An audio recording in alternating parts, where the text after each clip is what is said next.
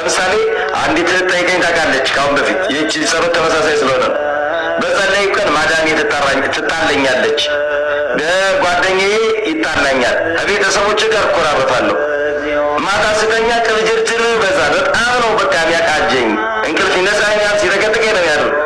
ጸሎት ካልጸለይኩ ግን ሰላም ወፍ ብዬ ነው የምተኛ እና ጸሎት ስጸልይ በዙሪያ ያሉ የሚጣሉ ሰዎች ይበዙብኛል። እንዴት ይታያል? እና ለመጸለይ ሰላም ይሰጠኝ ምን ይልኛል ነው ይሰማል። አሁን አለው ድምጽ አሁን ይሰራል እንዴ? ቀላል ይሰራል። ቆንጆ ነው የሚሰራው። በጣም ጥሩ።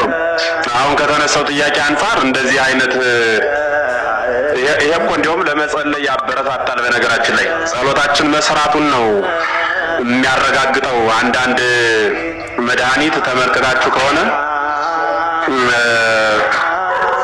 ሊፈውሱ ሲሉ አስቀድመው የውስጥ ደዌን መነካካት ይጀምራሉና እንዲህ አይነት ስርዓተ ጸሎት በምናደርግበት ጊዜ እንዲህ አይነት ፈተናዎች በቀኝም በግራም በፊትም በኋላም በአንድም በሌላም ምክንያት የሚከሰቱ ከሆነ የምንጸልየው ጸሎት ቅድመ እግዚአብሔር መድረሱን ብቻ ሳይሆን ዲያብሎስን በራሱ ማበሳጨቱን የምንረዳበት ጎዳና ነው ማለት ነው። ከምን አንፃር ካላችሁኝ አንዳንድ ደውያት አሉ አይደለም? አንዳንድ እበጦች በሰላም አብረናቸው እየኖርነ ሊታከሙ በሚነካኩበት ጊዜ ግን ጽኑ ይሆናሉ ህመማቸው ማለት ነው።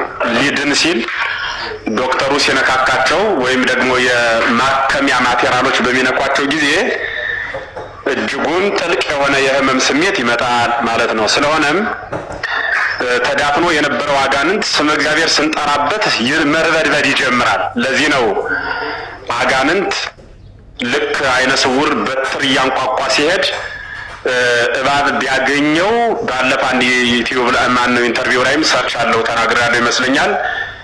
ያጋንንቱ እንትን ማነው የእባቡ የሰውየውን የበትር የአይነ ስውሩን የበትር ድምጽ የመመርኮዣ ድምጽ ማለት ነው ሰምቶ ይመታያል ብሎ እንደሚሮጥ ሁሉ በልቡ በኃጢአት የታወረ ሰውም ስመ እግዚአብሔር ሲጠራ ዲያብሎስ የዚያ ሰው የሚጠራው ስመ እግዚአብሔር ያቃጥለኛል ብሎ መሸሸቱን አያቆምም። ስለሆነም የቱንም ያክል ወንጀለኛ ብንሆን የምንጠራው ስመ እግዚአብሔር ስለሆነ አጋንንትን ነው የምንነካካው። በነካካ ነው ቁጥር ደግሞ አጋንንት ለመውጣት ኃይል አሳይቶ ሊወጣ ይችላል። ያ ኃይል ደግሞ ፈተናዎችን ማምጣት ነው። ከመውጣቱ በፊት ግን ፈተናዎችን በማምጣት ዳግም እንዲህ አይነት ጸሎት አልጸልይም።